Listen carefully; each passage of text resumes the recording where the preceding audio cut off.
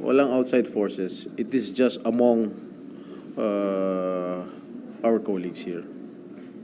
I need not tell the whole story because it's already water under the bridge. But was there any hand of the palace? No, I don't think so. No.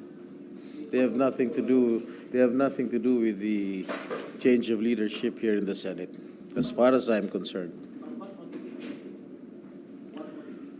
What? To sign? Well, I received a call from Senator Escudero 3 days ago before, 3 days ago. And he wanted to talk to me personally, so I agreed to talk to him. And he intimated to me that he was interested in the Senate presidency. And then, of course, I was asking a lot of questions. And I agreed. Well, alam mo, walang masamang tinapay sa akin si Senator Mix.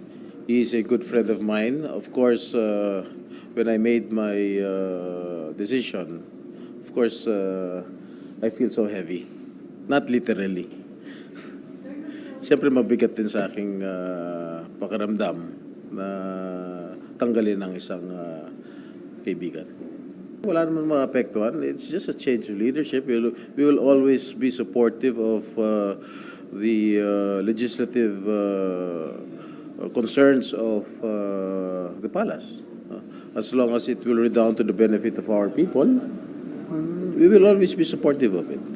But rest assured that we will still remain independent as an Senate, as an institution. How about sa House, sir?